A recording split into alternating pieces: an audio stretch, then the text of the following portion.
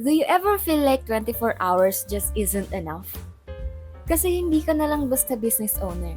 Ikaw na rin ang marketing team, customer service, accountant, photographer, tagabalot ng orders, and somehow you still need to have a life outside your business. For me, I also run this YouTube channel. I write scripts, film, and edit every upload, and still try to make time for church, exercise, and my personal life. I used to think I just needed to work harder, but I realized my real problem wasn't time. It was constantly switching between too many roles without a system. In this video, I'll show you how I actually manage everything while running a small business and make progress without feeling like I need to work every minute of the day. And you can do it as well. I'll also be sharing the tools, hacks, prompts, and shortcuts I wish I had when I was just starting out. Thanks for being here and enjoy watching. Hello everyone, I'm Rihanna and welcome to my channel. In today's video, I will be discussing how to manage your time as a solo small business owner wearing multiple hats at once. Okay, I'm a crafter, packer, bagger, delivery man, marketing, accountant, photographer, social media manager. And outside my business, I'm also a YouTube content creator wherein I do the scripting, editing, filming. Also, I go to church regularly. I exercise. So many hats all at once. How do I do all of them? Alam ko ang unang-una papasok sa isip niyo, time management. Yes, correct.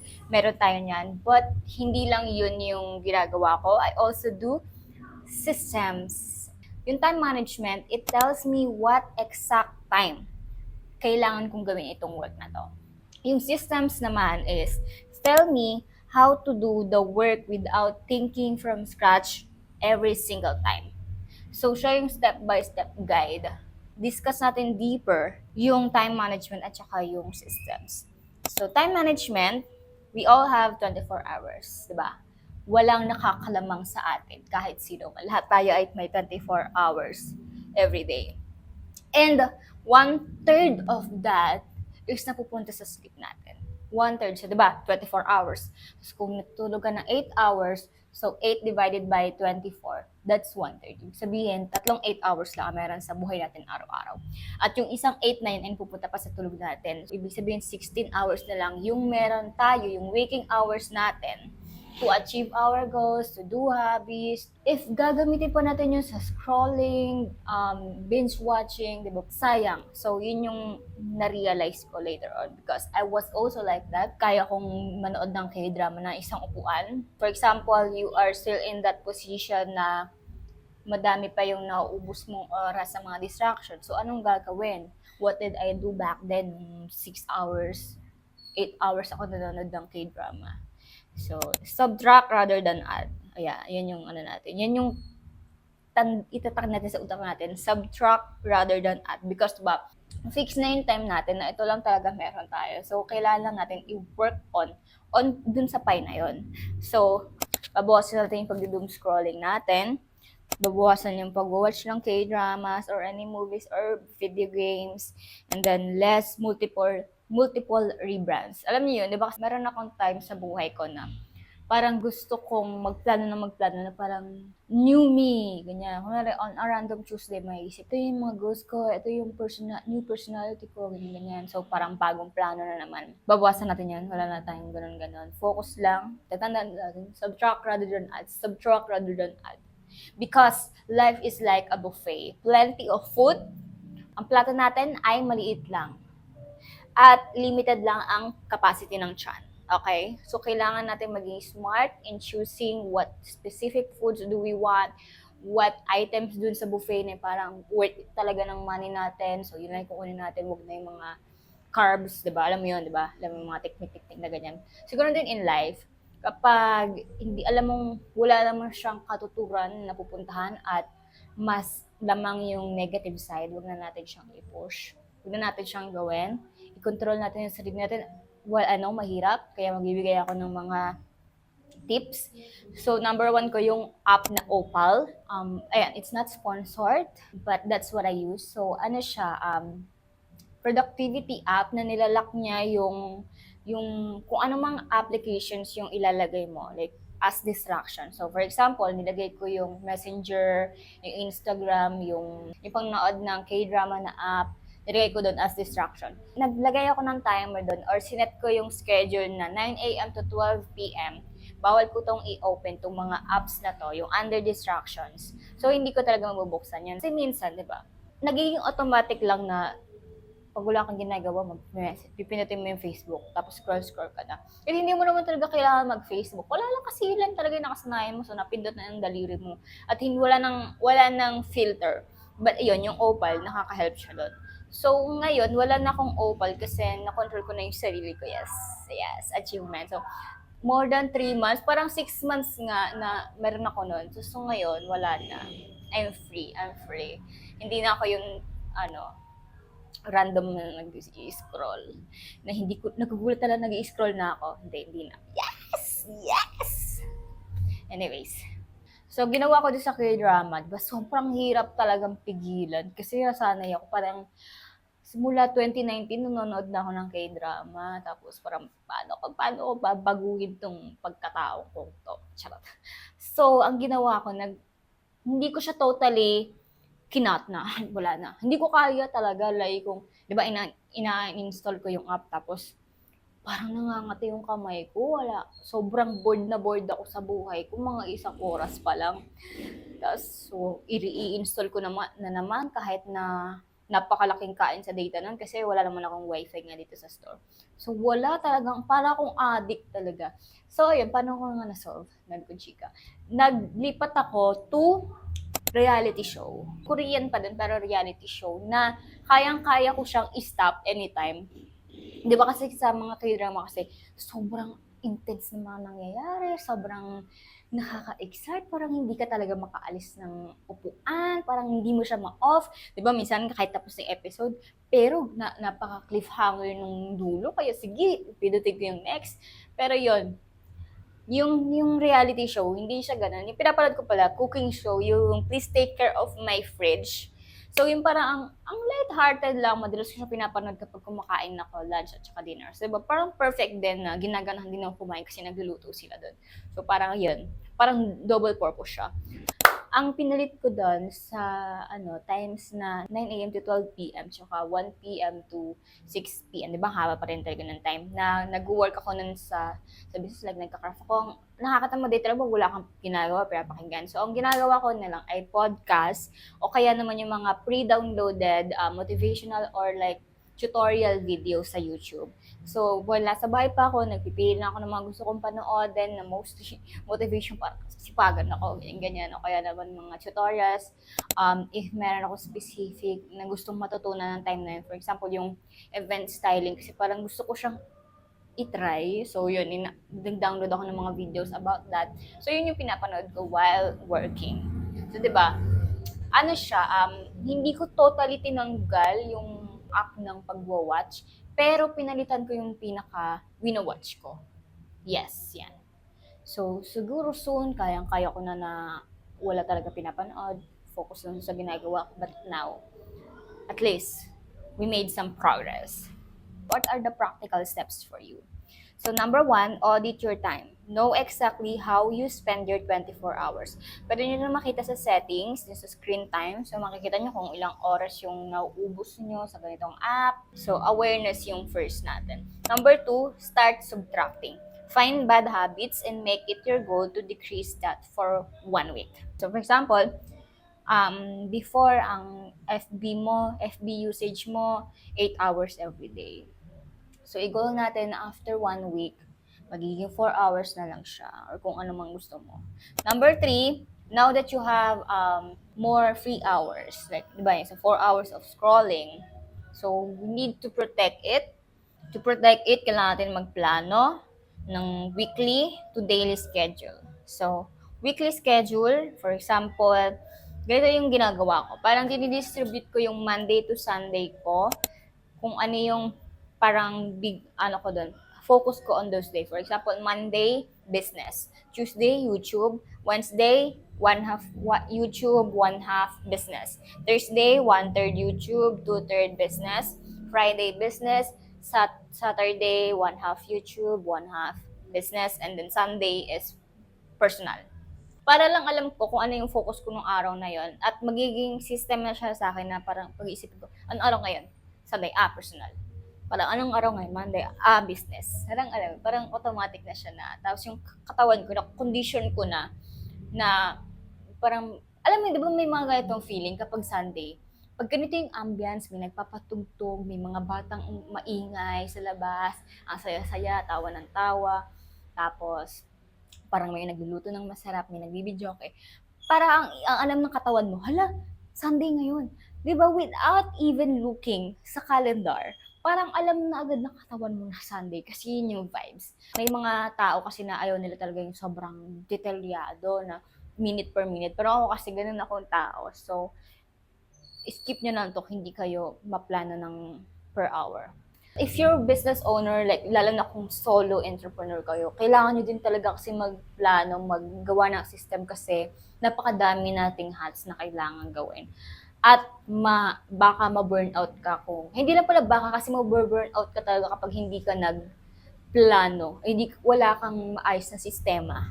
Part 4, let's dive deeper how systems work.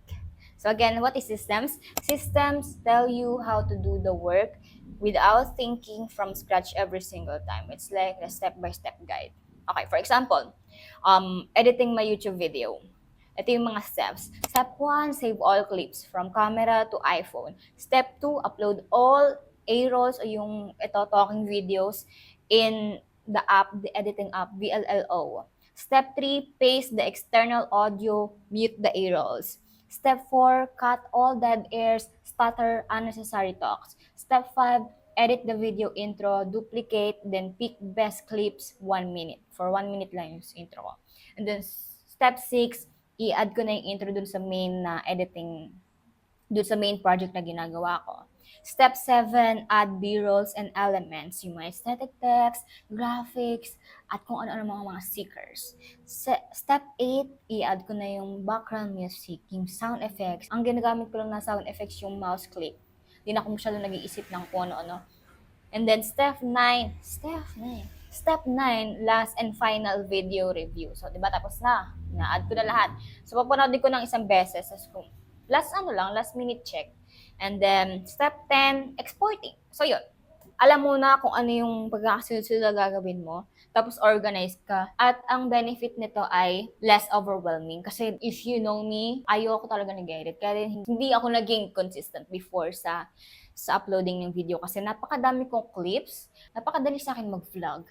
But, ang editing talaga ang kalaban ko. Kasi, ang perfectionist ko na, di ba, syempre pa nag-editing ka, makikita mo yung mabubulol ka, mamamali ka ng mga sinasabi, tapos parang ang dami mo excessive talks. So parang, pag nakikita ko yun, naiinis ako sa sarili ko, tapos parang ayoko na lang i-upload. Tapos having this system na step-by-step guide, it really helped me na hindi ko kailangan siyang gawin ng isang upuan. Pwedeng step 1 to step 3 lang gagawin ko today, and then bukas na ulit yung step 4 to step 6. So, alam mo yun, parang hindi na siya big task. Chunk by chunk na siya. So, another example, creating reels for my FB page. So, ito yung mga steps ko. Step 1, brainstorm ideas. Diyan nag-iisip ako ng ano ba mga content na pwedeng gawin. Ano ba yung mga parang POV.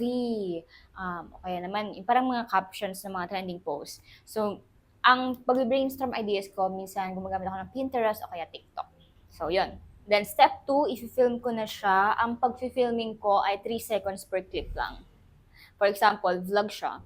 3 seconds crafting, 3 seconds walking, 3 seconds closing the store, 3 seconds, etc. Parang, hindi ko na kino-complicated na dapat aesthetic shots, dapat ganito yung angle. Hindi na, 3 seconds na lang. Basta, kasi madalas naman ang mga nangyayari.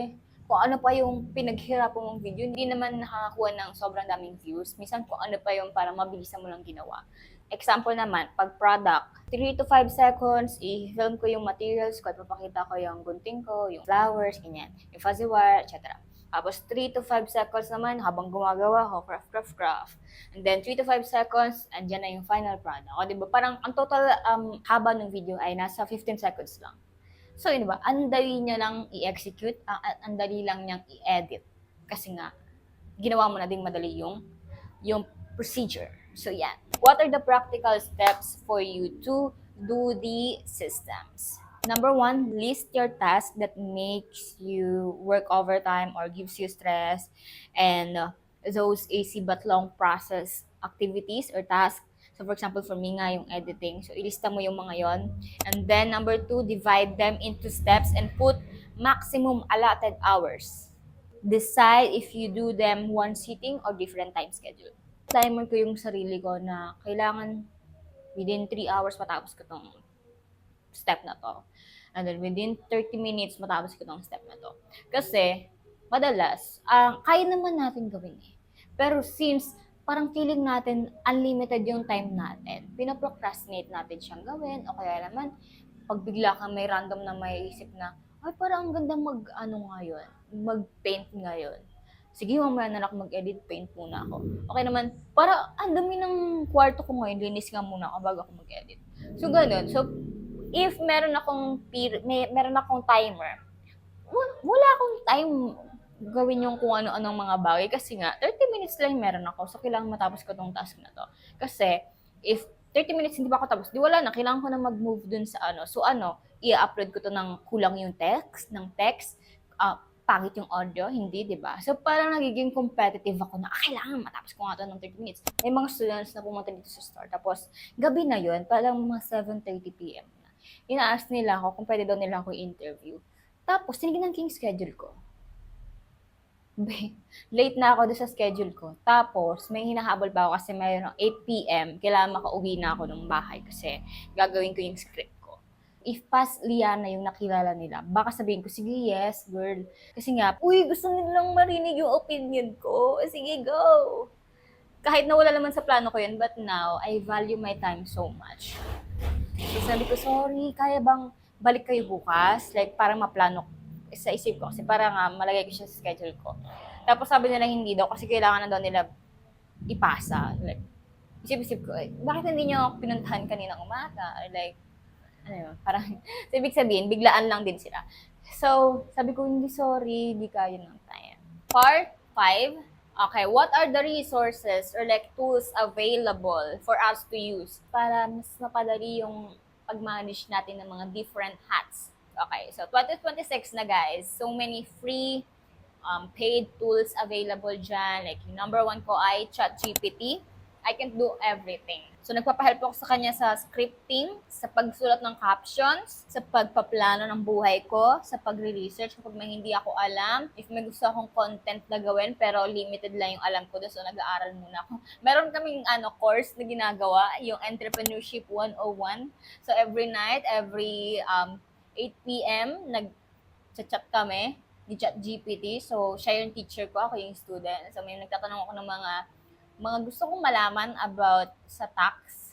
Kasi hindi pa ako expert doon. So yun. Kasi nga, para din, kapag gumawa ako ng contents about that in the future, alam ko na yung ins and out. Yung parang kahit baligtarin ko yung discussion, kaya ko siyang i-discuss kasi I know it so much. Minsan kasi wala na din talaga akong time magbasa ng libro or like wala akong patience. So, kailangan, nagre-research na lang ako. And ChatGPT is a big help for that. So, ito yung mga prompts na ginagamit ko. You can use them. Ang favorite ko yung, if you are a textbook or a teacher about taxation, what is the first thing you want to teach to me? Tapos parang bigla na siya magsasabi ng mga kung ano-anong mga great things. At the number 2 ko, yung Canva. I use paid Canva, yung premium nila kasi para full force na. Pwede ka na magtanggal ng background, yung mga may crowns doon na template, pwede mo nang magamit. So, worth it naman yung bayad. So, yung ginagamit ko siya sa YouTube, sa business. Sa YouTube ko, yung pang thumbnails, yung mga aesthetic text sa video ko, yan, Canva yan. Yung mga graphics, yung gusto ko may parang frame siya, so sa Canva yon. And then sa business ko naman, yung FB page, static post ko, may template ako doon na parang may yellow shadow yung gilid-gilid, tapos yung logo ko lalagay ko sa baba. So Canva yung ginagamit ko doon para papalitan ko na lang yung pictures, wala na akong iisipin, dali lang ng buhay. Tapos kapag may gusto kong tanggalin yung background nung para yung bouquet lang kita, ang dali-daling gawin sa Canva. And then number 3, Google Calendar. Very recent ko lang ginamit yung Google Calendar kasi akala ko ang hirap niyang gamitin. Hindi pala, napaka-basic lang pala. And na-achieve pa niya yung mga kailangan ko. Yung nagbibigay ng notif. In 30 minutes, ito na yung task mo. Nakasync na siya sa all devices ko, sa tablet ko, sa iPhone. So, ang perfect niya, parang kahit na anong device yung makuha ko on that day, nandito pa lang yung schedule ko. And number 4, yung Meta Facebook Business Suite. So, it helps me upload contents per batch. Like, parang isang upuan, i-schedule ko na yan ng pang Monday, Tuesday, Wednesday, Thursday, Friday, Saturday, Sunday. Diba? Dati walang ganyan. So, let's make use of those. And number 5, lastly, yung YouTube and Spotify. I really love those 2 applications. So, nagpipre-download nga ako ng mga self-help contents na while nasa bahay pa ako at may wifi pa. At magiging smart din ako na mapipili ko na kung ano yung mga contents na i-consume ko. Kasi di ba madalas, kapag naka-data ka or like naka-wifi ka tapos naka-online ka, kung ano lang yung lalabas, lalo na pag mga short contents, pag ganun-ganun ka lang, hindi mo kontrolado kung ano yung ipapakita sa'yo ng app. So yun nga, better alternative na din siya ng K-drama talaga. Kasi napakalala talaga na addiction ko before. But now, na-overcome ko na siya. That's why I'm so proud of me. So proud of me. And that's it. Goodbye. Hope you stay safe and stay dry kasi tag-ulan na talaga, guys. Kaya ang dilim na. Sana hindi mo masyadong madilim sa video ko. And I'll see you on my next one. Bye!